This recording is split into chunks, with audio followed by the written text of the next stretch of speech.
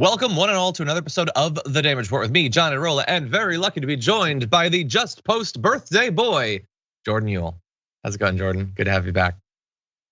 Thanks for having me, John. Glad to have you here. I know that you're a busy man. I know that you dive deep on a regular basis into the news.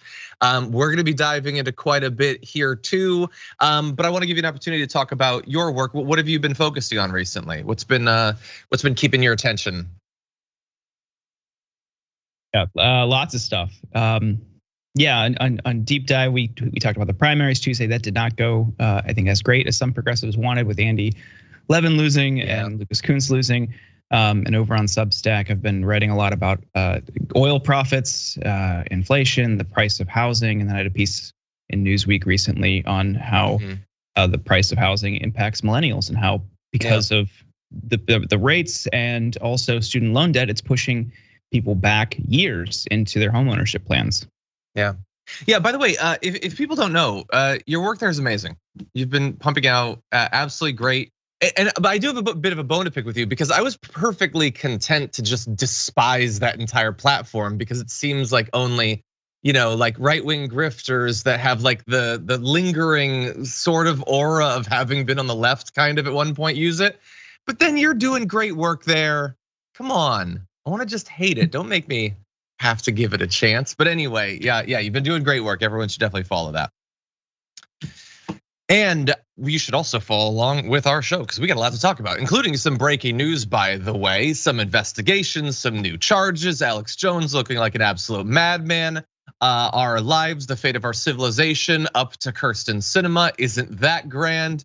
And I'm gonna make Jordan, if you're watching the full show, talk about the MCU, so stay tuned for that.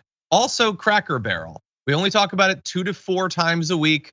It's gonna be one of those days today. So Cracker Barrel and the MCU, the perfect joining of all of my interests, I guess. But anyway, in advance of that, if you wouldn't mind hitting the like button so that people get the notifications, know the stream's live and all that. And if you want to send us any comments, tweets, super chats, or anything, we will respond to those as we go. But with all that said, ready to start the show?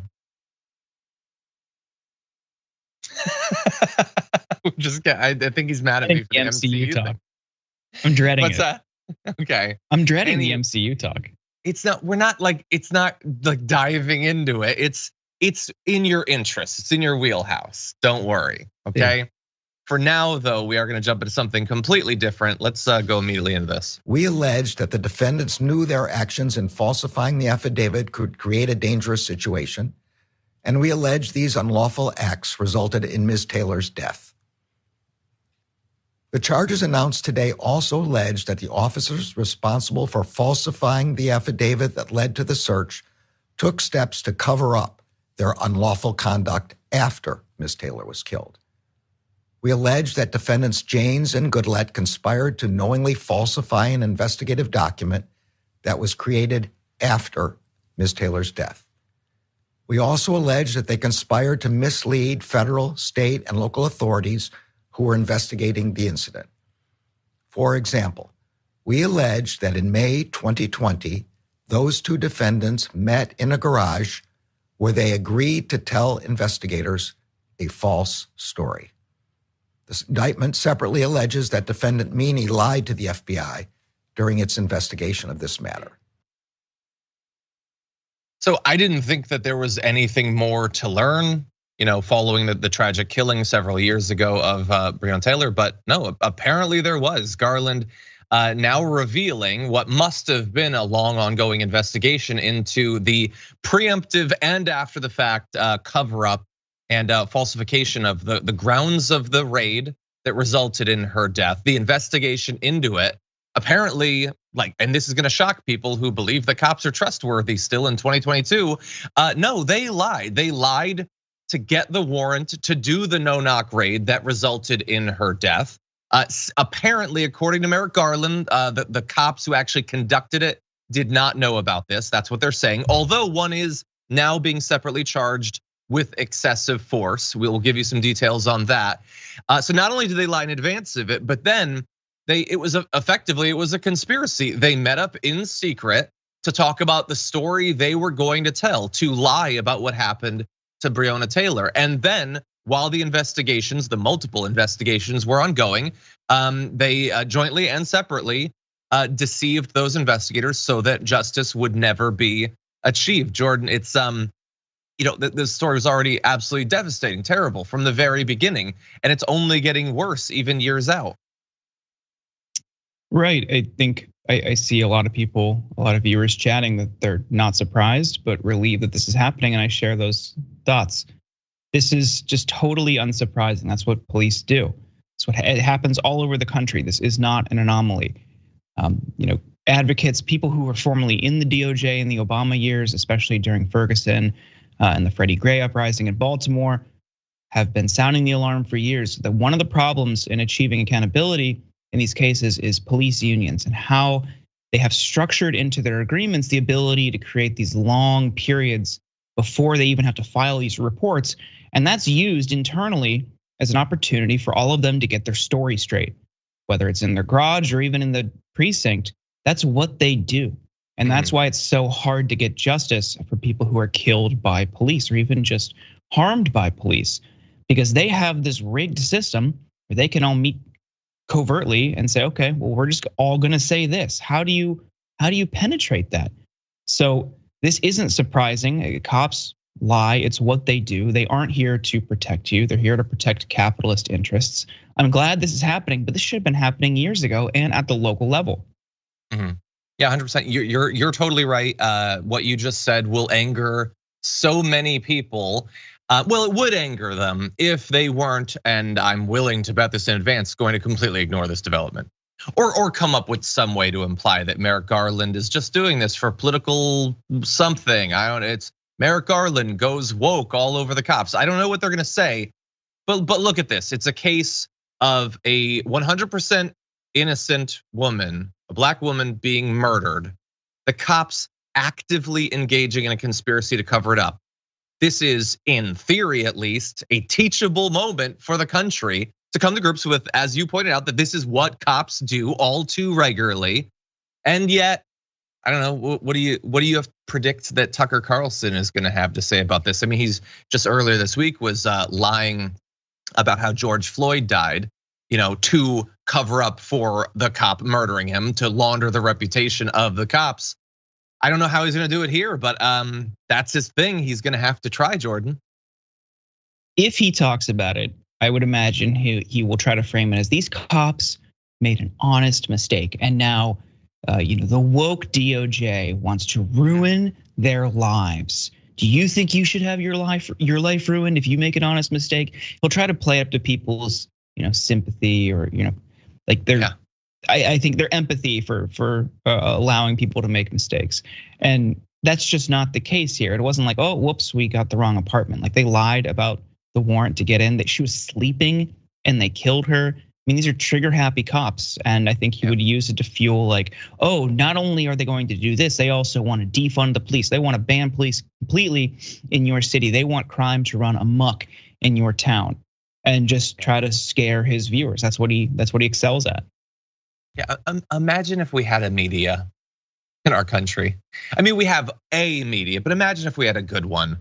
And I know some people believe that we do. Again, they might have been listening to Tucker Carlson just last night when he said that Hungary, for instance, has a more free media than ours. No, like this is America needs to look at this and not look away and draw some actual lessons from it. Reform the police based on it. Reform what you think about the cops, your willingness to accept at face value what the cops have to say. Reform that, and not just regular people at home or anything like that. Like if you're local news, if you're state level news, you're working at one of these newspapers, they're still regularly just taking whatever's handed to them by the police and saying, oh no, this is the word of God. We're just gonna slap this up there.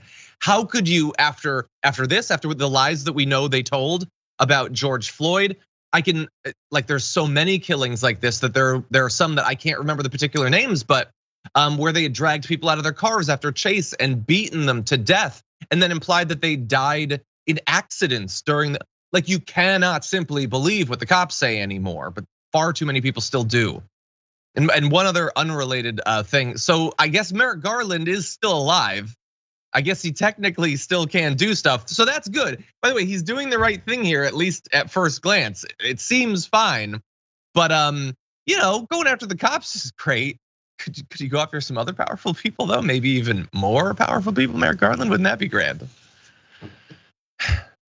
It does help him save face when he's just been mercilessly attacked over the past couple months for not really doing anything in response to the January 6th committee. So this is a good positive PR move for him. I do think his motives here are altruistic. I think he has a good sense of justice and fairness.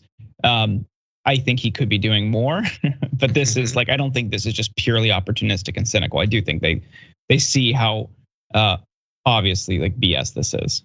Sure. Yeah, no, 100%. Yeah. And I know we're supposed to, every time one of these people does the smallest thing, we're supposed to pat them on the head, stroke their hair, and tell them they're beautiful or whatever. You described it as altruistic. I would describe it as your GD job. This is what you're supposed to do. It ain't charity. It's literally the only thing you're there for. But anyway, you are more understanding and charitable than I am. You're the altruistic one, Jordan. Anyway, with that said, we'll get more details, I'm sure, on this as time goes by. This is what we know right now.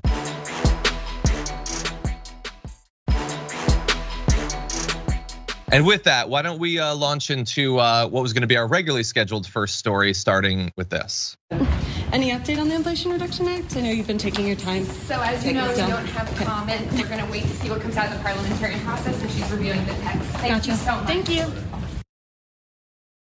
That reporter had the utter gall to ask a senator to weigh in on the most important piece of legislation being considered, and got that little look from Kirsten Sinema. And that's honestly the most polite I've seen her be to a reporter in literally years. So thank you, Senator, for being so open-minded.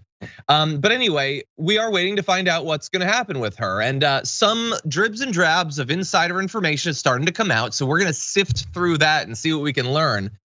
But in anticipation of that, the national debate about her role is already making me so angry on a daily basis. Here is a front page of an article from the Washington Post that at first glance might not seem that bad. Democrats weigh reducing new taxes to get Sinema's vote for climate bill. That's already terrible that you would have to do that. But under it says, the senator from Arizona, a centrist fiscal hawk, previously raised concerns about plans to raise federal tax laws. That's what she is. She's just a centrist fiscal hawk. She is always concerned about excess spending, which is why she holds up military budgets in the same way that she holds up climate bills and all that. She definitely wants to reduce all of our spending, not just the spending that's inconvenient to corporations. And a centrist. First of all, she has basically the exact same position on corporate taxes as every Republican, and yes, a lot of Democrats in this country. That's not centrist, that's not in the center. She's not agreeing with the vast majority of people. She is a radical pro-corporate senator. But the Washington Post is there with their invented words, centrist and moderate, ready to just dole it out to whoever upholds the current economic status quo. And raised concerns about plans. Okay, but you're a journalist, okay? Whoever, let's see, Tony Rahm and Jeff Stein, who does some good work, by the way, raised concerns. Could you maybe get into why she's raising concerns, what her actual concerns might be? Because I got news for you. The words she's saying aren't the only relevant facts. The way she's voted, what she's obstructed, the money she's taken, the promises she's gone back on, the former positions of hers that now seem laughable by comparison. The fact that she was a Green Party member who now just might tank the only climate legislation likely to happen this decade. All of that seems worth talking about. Now we're gonna dive into some of her concerns and what might happen to this bill. But Jordan, what are you thinking about the process so far? On that point, calling her a centrist fiscal hawk, and this happens so often in media when talking about people who block bills or legislation that could help people. It's always framed as this fiscal responsibility thing. And here you have a bill and a proposal that would implement a 15% corporate minimum tax. And there are so many, I think there were dozens and dozens, maybe a couple hundred of companies that had effectively a 0% tax rate in 2020. And when you have those same companies, many of them S&P 500 companies, with CEO to median worker pay ratios of thousands to one or several hundred to one, the average on the S&P 500 is 324 to one. We just found out because the AFL-CIO did a report on this. But the median worker pay at some of these these giant corporations is well below the poverty line. And those same people are relying on government programs to make ends meet. Why is that not factored in? When those companies aren't paying their fair share, when those companies aren't paying workers a fair living wage, when they then have to turn around and rely on government programs to make ends meet, why is that not factored into the conversation? Because I would say these people who are blocking these proposals and then pushing those workers onto government programs to survive aren't being fiscally responsible. Because the easy solution there is just make those giant companies who are posting record profits pay their fair share, not have the government subsidize their workers' living conditions. Yeah, it's insane that maybe we'll get the 15% minimum tax rate. Like I know, I'm sure that if you were to look, the New York Times has probably done some good work, laying out, as I know you talk about constantly, the absolutely absurd 0 or negative tax rate of some of these corporations and billionaires. But like the fact that she gets to dictate the conversation around this, no, those facts should be dictating. You should not be able to read an update about this process, about the IRA, without seeing the absolute economic murder that these corporations and wealthy individuals are getting away with. And that is how you should be armed as you go into sentences like, Sinema has concerns with the structure of the 15% corporate minimum book tax and whether the burden could get passed down to employees. Yes, it's such a burden for corporations making billions in profits to be taxed at 15% for the first time ever. Look, trying to whatever extent structure it so that you can stop that from happening would be great. But you need to be like, and I'm saying to the journalists here, her supposed concerns about it being passed down, if that results in her not allowing it to happen, maybe you should be a little bit suspicious about whether that was actually her concern in the first place or whether it's a convenient ruse. Anyway, she supposedly supports cracking down on tax avoidance, but has long voiced her opposition to closing the carried interest loophole. So what is the carried interest loophole? Well, we know that it's a thing that a lot of people don't have to deal with, so we try to define it as often as we can.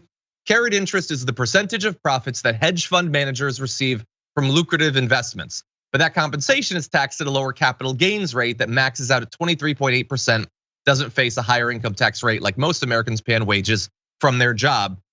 And look, I'm not an economist, I'm not an expert on this, but I would say what is carried interest? It is a term that was made up to confuse you. It's money they earned. It's their income, that's all it is. Now it's fancy pants income for wealthy people who wear suits to work, I guess. That's great income. You dum-dums make stupid income. That's real income that we're gonna tax at a super high rate. But if you're super rich, then we're gonna call it something else and make it seem really arcane and unapproachable. That's why these terms exist. It is technically true, it's carried interest, but it's also a propaganda tactic to make you think, I don't understand taxes. I don't understand tax reform. Maybe they could simplify it at some point, but in a way that I can't understand. So they're getting taxed way less on their income than you, despite the fact that they make 10, 50, 100 times much as you. That's the way that it basically works. She says that provision, actually taxing them at the same rate as any random person would for their income, could undermine economic competitiveness. That's what it is.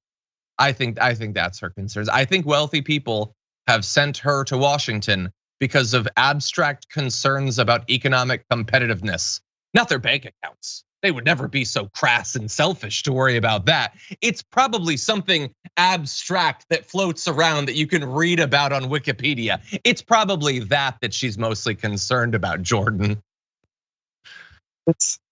It's obviously bogus, but this is just a Republican talking point. And it's even funnier that it's coming from a Democrat like way outside of Wall Street. Like it's not Schumer saying this. It's not Gillibrand.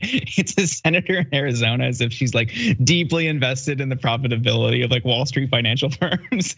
That's just like it never It never stops being confusing. But this is ultimately a Republican talking point, and there's nothing, like the thing is, what people don't understand is a lot of those trades and a lot of that money making is done through algorithms and computers. There's nothing that, like, no increased profits is going to create new jobs or innovate new technologies or anything like that. They already have what they need. They're just trying to maximize it as long as they can. And I would argue that lowering the personal tax rate and increasing their tax rate for working people at home, if they had a lower tax burden, and if they didn't have to pay as much as they had in taxes, you would see actually more investment and more creativity and more development. Because that would free up a ton of disposable income for people to either start their own company or start their own business or start a passion project, something they really care about, something they want to do on the side. And they had a little bit more money at home, and it could stretch a little bit further. They could make ends meet, and they had room in their life to do something they cared about. You would see a much better society than if we taxed a bunch of Wall Street cokeheads a little bit less. Exactly, no, 100%. And look, what do those Wall Street cokeheads have like in their side to bring to this fight? Endless money, literally endless. It's just made up. They just put numbers in a computer, and that's how much money they have. And they have the media. They have the Washington Post. They have look at these quotes. Look at how utterly insulting this is. So first of all, just briefly, let's acknowledge that on Tuesday, Sinema had a call with Arizona's Chamber of Commerce.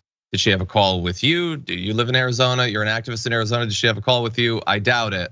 I really, really doubt it. But she talked to them.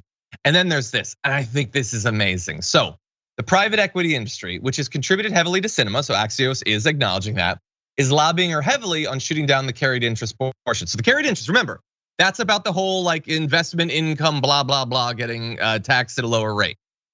Quote, I remember last year, she was hearing feedback from small business owners concerned about the potential implications of any tax policy changes and how it might affect their capital investment streams.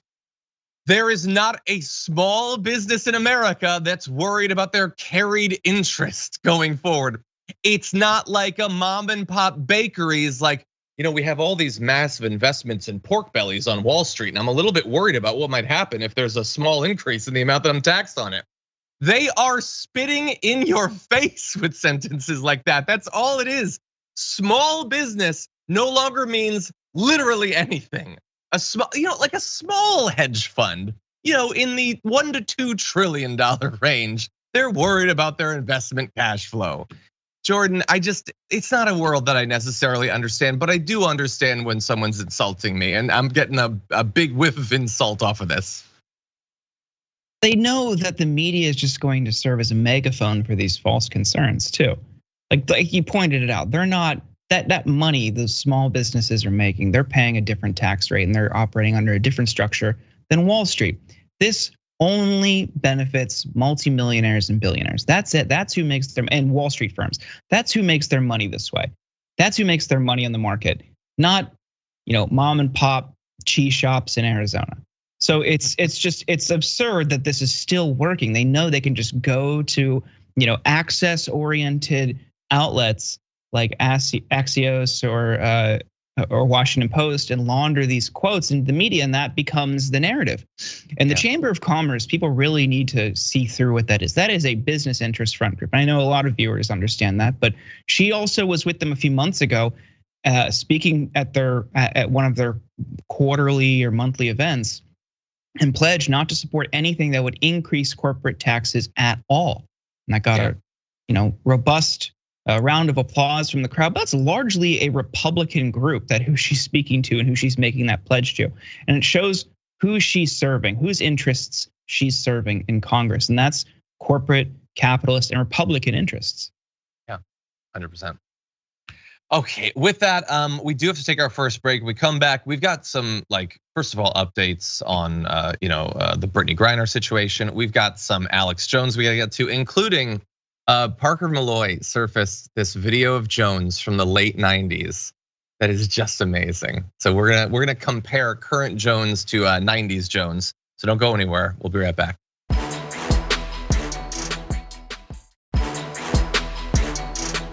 Okay, we're about to jump into some very serious stuff. Hold on, Jeff Tespile says Peter Navarro is far less qualified than you, John. Okay, I'll add him to the list. Also, Peter Navarro. Also, most of Obama's economic advisors. Anyway, with that said, we need to get into some serious stuff. WNBA star Brittney Griner has been found guilty of the charges that she was facing while she's been in Russia. She now faces 9 years in prison. We've got some pictures there. We can bring up another one. This is just the latest horrible development in her detainment in Russia. It is, I think, for many people, it is the worst case scenario coming out of this. And it is, it's a topic. It's a piece of news that a lot of people in America, as well as in the American government, have been focused on because it's become sort of a tiny little capsule proxy battle for what's going on between Russia and Ukraine. And perhaps to that end, Joe Biden's response to it came almost immediately. Take a look at this.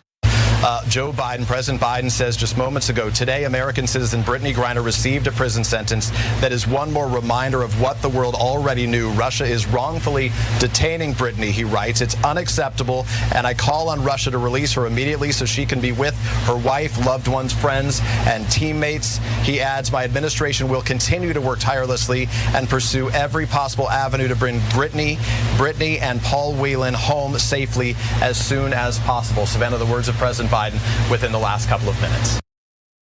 Exactly, and I believe shortly after that, they reiterated that they are going to get her back. They haven't defined exactly how that would happen, and I found this to be shocking.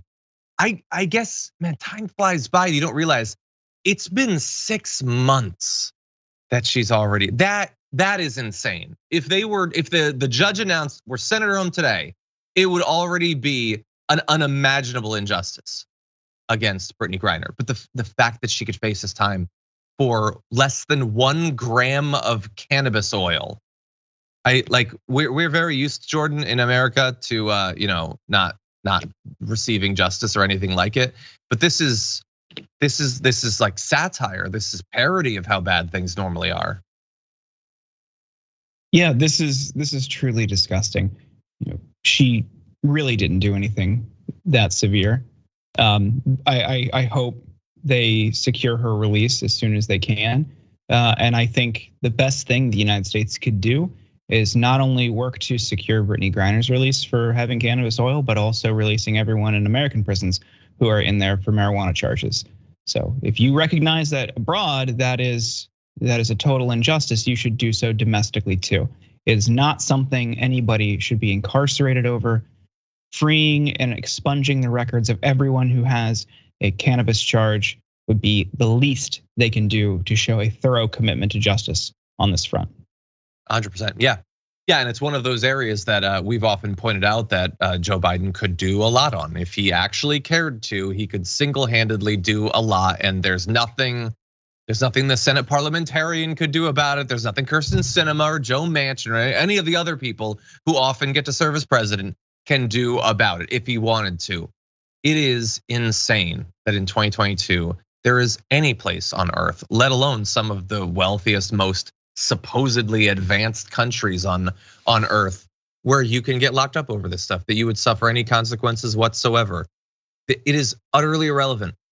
Cannabis oil, actual cannabis, whatever. It has no negative effect on anyone else. It is totally up to people. We allow them to consume all sorts of far more deleterious substances on a regular basis. And we not only allow it, we encourage it. We live in an insane world. But to that end, actually, I wanna play this next video of Brittney Griner's apologizing for something that she should not have to apologize for, but she is trying to get out of there. And here is what she had to say before that sentencing. I wanna apologize to my teammates, my club, Gemka, the fans in the city of ECAT, for my mistake that I made and the embarrassment that I brought onto them. I want to also apologize to my parents, my siblings, my Phoenix Mercury organization back at home, the amazing women of the WNBA, and my amazing spouse back at home. I never meant to hurt anybody. I never meant to put in jeopardy the Russian population. I never meant to break any laws here. I made an honest mistake, and I hope that in your ruling that it doesn't end my life here. I know everybody keeps talking about political pawn in politics, but I hope that is far from this courtroom. I want to say again that I had no intent on breaking any Russian laws. I had no intent, I did not conspire or plan to commit this crime. I totally understand why she would need to put out a statement like that, but she should not have had to say a single word like that. Nothing that she did is anyone's business other than her own. That she would have to imply that she didn't want to harm the Russian people. It's cannabis oil. It's cannabis oil. You know what else has harmed the Russian people in the 6 months that she's been detained? A totally needless war that has resulted in 40 to 50,000 of their soldiers being needlessly killed. This is that much cannabis oil. That's the big issue, Jordan. We should really expect some consequences for that. Yeah, it shows what a brutal system they have there is. And again, like to reiterate, we're not exempt in that regard. We have the highest prison population per capita in the world. So it's weird that we're having this collective moment of outrage when it's like, okay, well, have we looked at home yet? Like, I hope this is a moment. But of course we want it changed here immediately too. Like I would go way beyond legalizing cannabis. Yeah, we want to fix things, but like I think there's a good segment of our population who doesn't want to do anything and thinks it's just fine. Yeah. And it's. I hope that we can have a healthy national conversation. I'm pessimistic that we ever will, but I hope this is a moment where we can look and think like, okay, this is absurd. Nobody should be sentenced to 9 years in prison for something so trivial. It's just totally archaic, and they're obviously using her as a pawn in this broader geopolitical conflict. And it like you mentioned, the casualties in the war. This is just another human being caught in the crossfire of a broader geopolitical conflict. And I feel really, really bad for her because she did nothing to deserve this.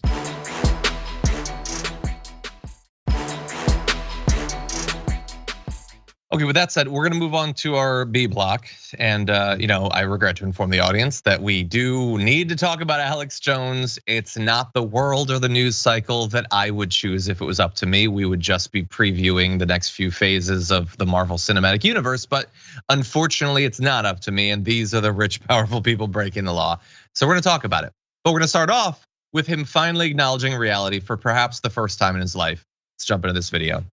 Do you understand now that it was absolutely irresponsible of you to do that? It was, especially since I met the parents, and it's 100% real, as I said on the radio yesterday, and as I said here yesterday, it's 100% real, and the media still ran with lies that I was saying it wasn't real on air yesterday. It's incredible.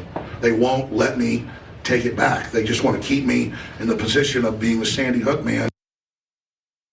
Okay, that's the position that you put yourself in. You made the conscious choice during your production meetings that you are going to constantly reiterate that this terrible massacre was falsified by the government for your own personal enrichment, both in terms of your fame and audience, but also, let's keep it real, specifically for money. You did that show after show after show after show for literally years. And so it is cute of you to want to take that back. You're not gonna be giving back the money that you made, the views that you got. You can't take back the damage that was done to those families. You just acknowledged that you talked to them.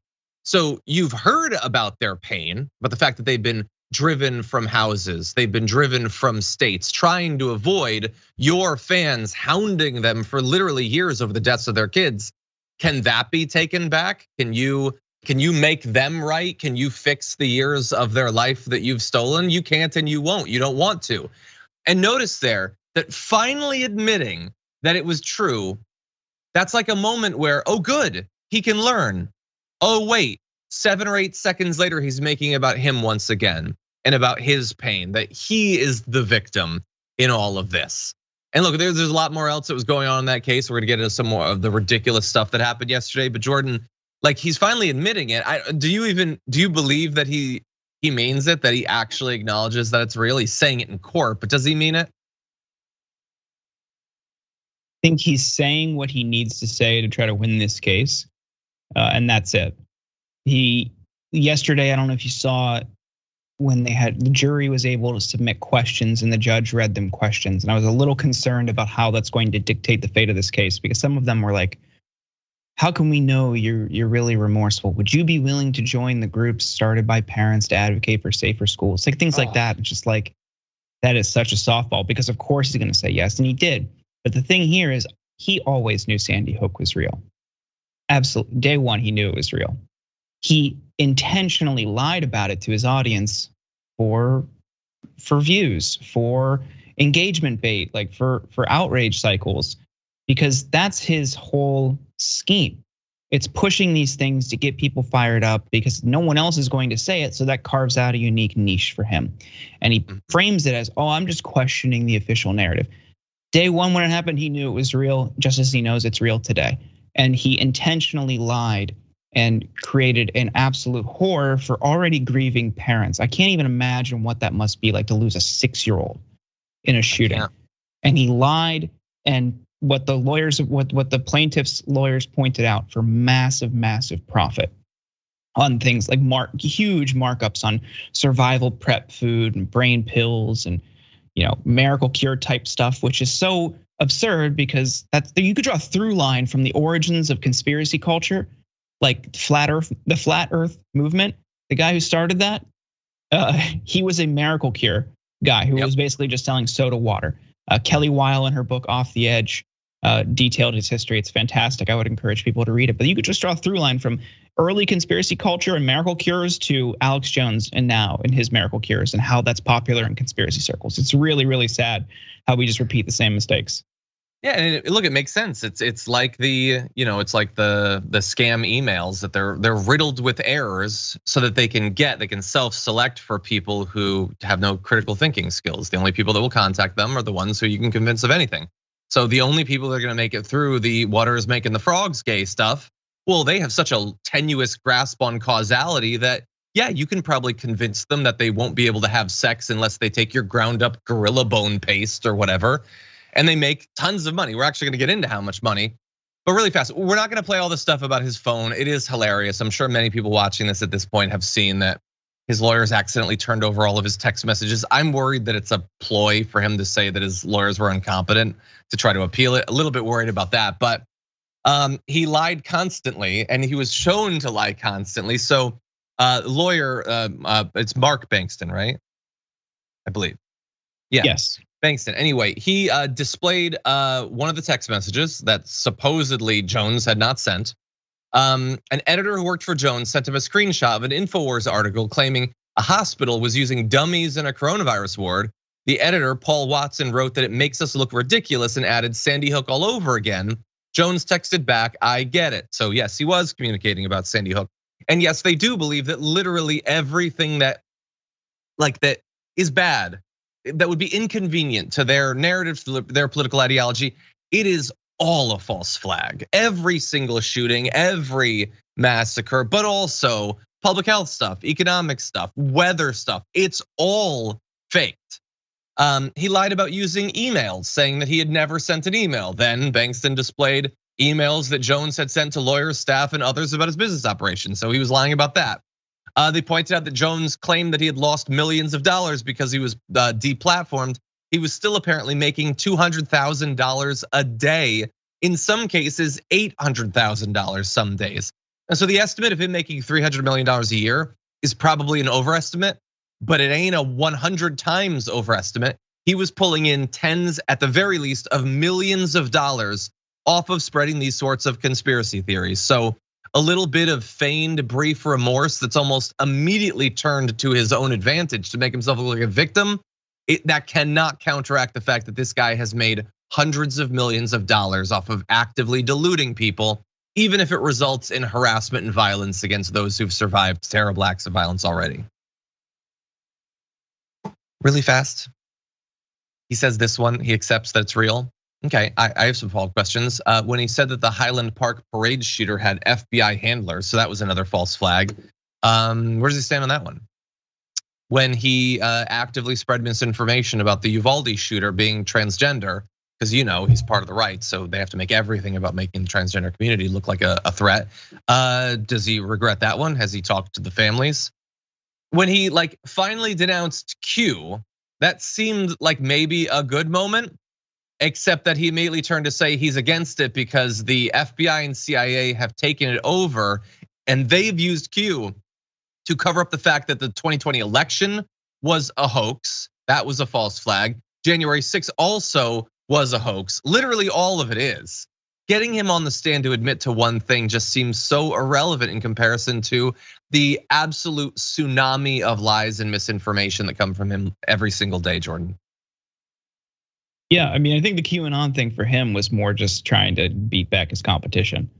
Because when it reached critical mass and became as popular as it did, he started to sour on it because it was like, hey, I'm losing my grip on these people. Like I need them back in my fold.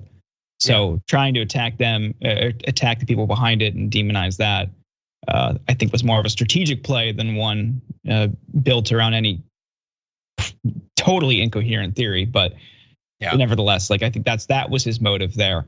The damage he's done beyond this is just incalculable. And they've tried to say, oh, well, in court in this case, well, he's only talked about it 8 hours over several years compared to thousands and thousands of hours of everything else. And it's that doesn't include how those clips get spread, how people rewatch these things, the view time on different platforms, not just talking time. It doesn't operate like that. As anyone here knows, that's just not how the internet works. And then the people who just repeat it and believe it and take it to heart and act on it, watch it repeatedly. That's just, you really can't quantify just how damaging his stuff has been. And I don't think I see some people saying, oh, there should be a free speech thing, there should be a free press thing. It's when you have people threatening, you're inciting them to threaten victims, parents of victims of school shootings. I just don't really have any sympathy for a First Amendment argument there. No, that's about it. That's about the only place in this type of stuff that I really don't have any First Amendment sympathies for.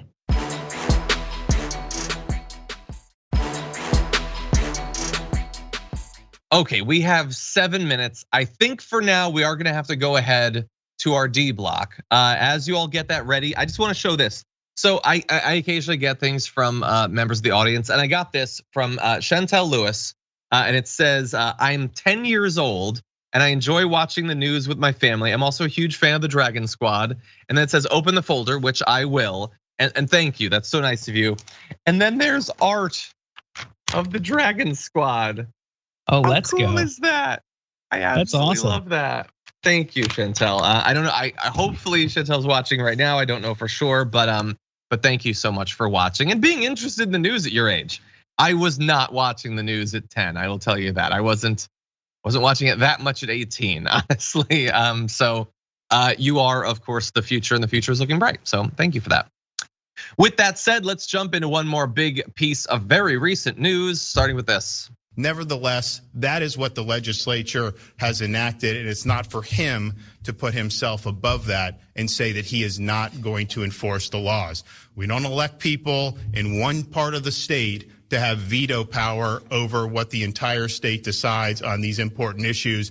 The Constitution of Florida has vested the veto power in the governor, not in individual state attorneys. And so when you flagrantly violate your oath of office, when you make yourself above the law, you have violated your duty, you have neglected your duty, and you are displaying a lack of competence to be able to perform those duties. And so today we are suspending State Attorney Andrew Warren effective immediately. Was an announcement that happened just earlier today. They're gonna talk about state law, state constitution, whatever. This is Ron Desantis once again, saying who gives a damn about the law or the Constitution or hypocrisy or whatever. There's this guy, Andrew Warren, the 13th Circuit State Attorney, who has said that in some cases he's not going to go along with the absolutely insane policies and directives of Ron DeSantis when it comes to denying, for instance, trans people the medical care that they seek. DeSantis's efforts to strip away abortion rights and those sorts of things. He's not going to go along with that. And that is literally the only reason that this is happening. The fact that there was cheers there at the end tells you all that you need to know. This is not like an unfortunate action that a state executive needs to take to make sure that the law is followed. This is a celebratory thing. He is delivering for his audience a war against the supposed woke people. He called him woke in this.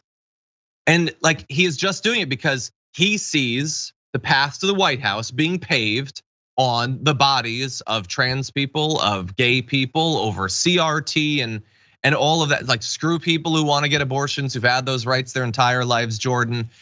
This is just I don't even know what term to, like, I've never seen anything like this before. This is like sort of like a sacrifice being given to that insane radical base of his. Yeah, absolutely. And this is the same guy who just a few weeks ago wouldn't condemn actual open Nazis marching in Florida with homemade signs with swastikas on them made out of the state of Florida. He wouldn't condemn them, but he's really outraged over people getting an abortion or people receiving gender affirming care.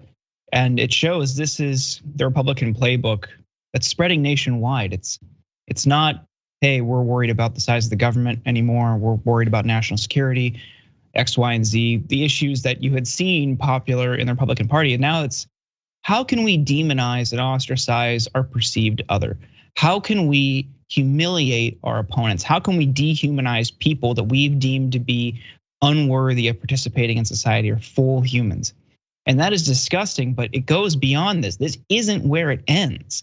And that's what people really need to realize. It's not just going to be rhetoric. People are going to continue to accept that, to let that bubble up within them, and that always leads to violence against these marginalized groups. And we need to be diligent in fighting back against this and stopping people like Desantis and not treating it just like, oh, this is just a difference of opinion on trans rights. We can't both sides this kind of stuff as corporate media likes to do.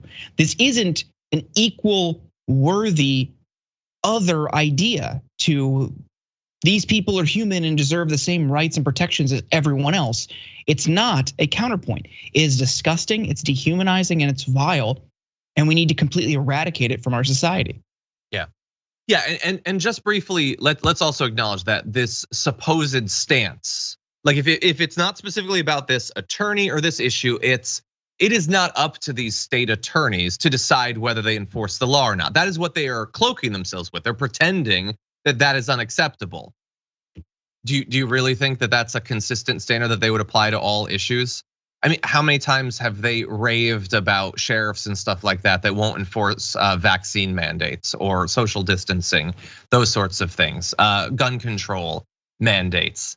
That they love people who won't give out marriage licenses despite same-sex marriage being legalized in individual states. This is not a standard. This is not a principle. They're doing it in this one particular case because they believe it's to their benefit for all the reasons that Jordan so perfectly put there. And if you ever wonder why some of us sometimes are so enraged, it is because this is what we're up against. These people are pure evil. They're willing to ruin people's lives, end people's lives, because it might help them a little bit politically in the future. Because he wants to run and he could really use a little bit of a boost in the primaries or whatever. So if some people are denied the health care that they need, if people's previous rights to abortions are stripped away, they do not care. It is an utterly inhuman, dehumanizing movement that we're up against. And that is why we're enraged, not just about those Republicans, and you should be, which is why some people who might identify as on the left, when they give a complete and utter decade-long pass to the right, it enrages me because these people are actively targeting some of the most vulnerable communities in America. But that's not going far enough. When you have the Democrats being unwilling to use what power they have to counter these people, to not campaign in a way that gives us the least chance possible of these people staying in power or regaining power in the House or the Senate or the White House, then you should be just as enraged by them. Because it is one thing to have this evil group continually targeting the trans community, the gay community, white people, black people, whatever you want. But they also have so many people giving them an assist when it comes to the Democrats. And so we do need to focus on all of them. Unfortunately, that's all the time we have for the first hour. We have a lot more to get to. We'll be back in just a few.